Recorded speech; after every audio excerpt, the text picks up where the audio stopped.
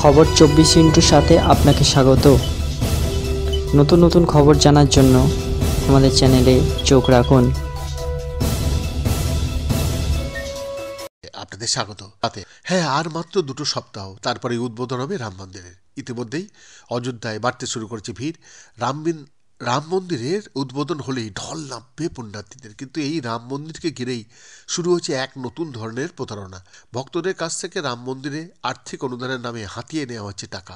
এভাবেই লক্ষাধিক টাকার আর্থিক প্রতারণা হচ্ছে। বিষয়টি নজরে আসতেই কড়া পদক্ষেপের দাবি জানিয়েছে বিশ্ব হিন্দু পরিষদ।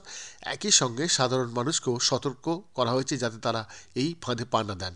নতুন বছরের নতুন প্রতারণা, তাও আবার শ্রীরামের নামে, এমনটাই বলছেন বিশ্ব হিন্দু পরিষদের মুখপাত্র বিনোদ বনসল। তিনি এক্স হ্যান্ডেলে একটি ভুয়ো সোশ্যাল মিডিয়া পেজের ছবি শেয়ার করেন। ওই পেজের নাম শ্রী রাম জন্মভূমি তীর্থক্ষেত্র অযোধ্যা, উত্তরপ্রদেশ। ওই পেজে একটি কিউআর কোডও দেওয়া হয়। কোড স্ক্যান করে ভক্তদের রাম মন্দিরের নির্মাণের জন্য আর্থিক অনুদান দিতে বলা হয়েছে।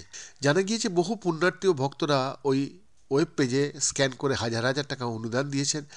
সম্প্রতি বিশ্ব হিন্দু পরিষদের নজরে আসে বিষয়টি। সঙ্গে সঙ্গে ওই ভুয়ো ওয়েবসাইটে দেওয়া নম্বরে যোগাযোগ করা হয়।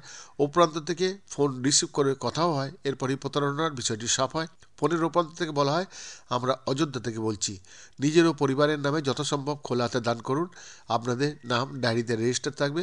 যখন মন্দিরের নির্মাণ কার্য সম্পূর্ণ শেষ হয়ে যাবে আপনাদের বিশেষ আমন্ত্রণ জানানো হবে। প্রতারকরা ধর্মীয় বিদ্বেষ তৈরির চেষ্টা করছে বলেও দাবি করে ভিএসপি। জানানো হয়েছে, প্রতারকদের সঙ্গে যখন কথা বলা হচ্ছিল তখন তারা অনুদান হাতানোর জন্যে বলে, আপনারা তো জানেন এই মন্দির নিয়ে হিন্দু ও মুসলিম সম্প্রদায়ের মধ্যে বিরোধ। মুসলিম সম্প্রদায় এই মন্দির তৈরি হতে দিতে চাইছে না, তাই আমরা বাধ্য হয়ে অর্থ সংগ্রহ করছি। বিশ্ব হিন্দু পরিষদের তরফে জানানো হয়েছে, শ্রীরাম জন্মভূমি তীর্থক্ষেত্র ন্যাসের তরফে কাউকে অনুদান সংগ্রহের অনুমতি দেওয়া হয়নি। এই বিষয়ে স্বরাষ্ট্রমন্ত্রীর কাছে অভিযোগ জানানো হয়েছে। এছাড়া উত্তরপ্রদেশ পুলিশ ও দিল্লি পুলিশ কমিশনারের কাছে অভিযোগ জানানো হয়েছে এবং অভিযুক্তদের বিরুদ্ধে কড়া পদক্ষেপে দাবি জানানো হয়েছে। সাধারণ মানুষকেও এই প্রতারণা থেকে সাবধান থাকতে বলা হয়েছে। বৈদ্যনাথ দাসের রিপোর্ট।